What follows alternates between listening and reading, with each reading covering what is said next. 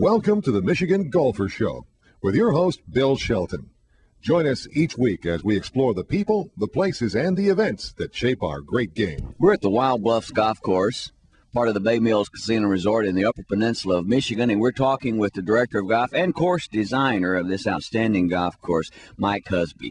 Mike, first of all, the name is Wild Bluff. Let's get that out of the way. Where did you come with that name? Well, there's a massive bluff that goes through the entire golf course, and the entire property is surrounded, Bill, by the Hiawatha National Forest.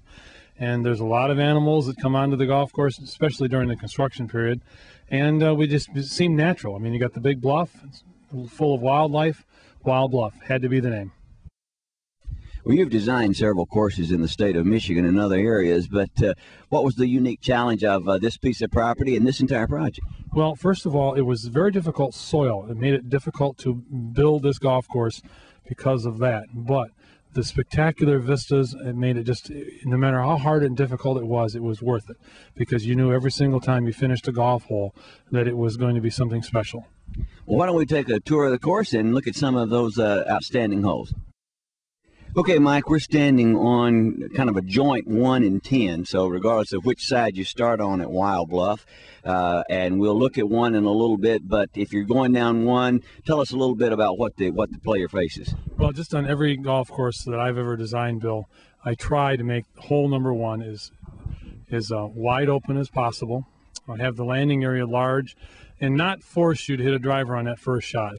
Well, we're on the 8th hole at Wild Bluff Golf Course, a par 3. Can play from the back about 187 yards. A couple of interesting features about this hole, Mike. Number 1, we are totally secluded from the rest of the world right here. Well, we're totally surrounded right now by the Hiawatha National Forest, and there's nobody ever going to build next to this tee. It's owned by the national government here, so it's going to be secluded like this forever, Bill.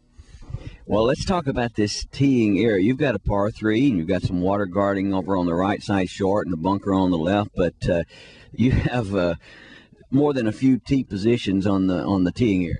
Well, again, the design feature in this hole that was meant to be, and it turned out to be that way, was that from the 187-yard mark, the golfer playing from there, of course, is a better player, and they do have to slightly cross the water. Finishing hole on the front side of the Wild Bluff Golf Course is a par 5, 545-yard hole that is spectacular, finishing with a green up on the bluff. Mike, tell us a little bit about the design of this hole and why you laid it out this way. Well, one of my largest influences in designing golf courses is Robert Trent Jones. I feel that he was a real master at risk-reward on his par 5s, and this is a very substantial risk and reward. There is a ravine in front of the green if you decide to go for it in 2. When I designed the golf hole, I left a pretty large area over here, 60-70 feet for golfers that need to run the ball and do not want to carry the hazard. But if you are sitting out there at approximately say a 275-yard drive, you have to hit another 250-yard shot in the air to get over the ravine onto the green. We're standing at the back of the 11th green at the Wild Bluff Golf Course, and as Mike has told us several times, the vistas here are spectacular. We're standing on the 15th tee, a 200-yard par 3 going down the hill. Mike, this is a gorgeous hole. There's a construction of a new tee even being added behind us, but tell us a little bit about the design of this hole. Well, it goes back to the name Wild Bluff, huh, Bill? You're sitting up on a bluff, and you're still surrounded by the Hiawatha National Forest, so this is no doubt one of the most spectacular par 3s in the state of Michigan. Number 15 at Wild Bluff. It's a trademark par 3 that we have here. A lot of pictures have been taken of it, and a lot of golfers come back and year after year just to play this one golf hole. We're also looking over your shoulder on the other side. We're looking down on the fairway in the green of the 17th. I was very pleased with the golf hole. It's 560 yards from the championship tee. Measures down into the low 400s from the red tees. But again, as you notice, Bill, there are no bunkers in front of the green. The golfers are able to roll the ball on. There is a grass bunker there that is used for drainage. But as far as the hole as it plays out to the golf course, it is very difficult to have a golf course that people relate to as a world-class golf course if you don't have strong finishing holes. The finishing hole at the Wild Bluff Golf Course is the spectacular view among many spectacular views, Mike, but you've got, you're on the bluff. We have 4 sets of tees here, 1 set at the lower area, going down to a beautiful green and final setting with the clubhouse and the bay. Tell us about this hole. Well, you recall when we were talking at hole number 15 that to have a world-class golf course, you got to have good finishing holes. There are better finishing holes, not many. This is a tremendous golf hole.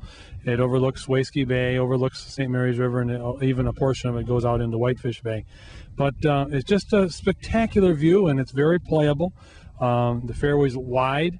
On every one of the golf holes out here, Bill, the trees are thinned out in between in the rough area. If you are in the rough, you can find your golf ball out there. But it's just a spectacular golf hole. The golfing experience is more than just 18 holes of golf. It's the practice facilities, and then finishing up, it's coming into the clubhouse for a time for refreshment and thinking about over the round and those kinds of things. And Mike, the newest addition to Wild Bluff is a beautiful clubhouse. Tell us about this. Well, what we have here is a perfect facility that Bay Mills put at the golf course. Wild Bluff is extremely blessed to have a pro shop, food and beverage operation called the Players Lounge that is pretty much second to none in the Upper Peninsula. The Wild Bluff Golf Course, Bay Mills Resort and Casino in the Upper Peninsula, for the golfing and resort experience of your life. Give it a try. Thanks for visiting with us, Mike. Thank you, Bill.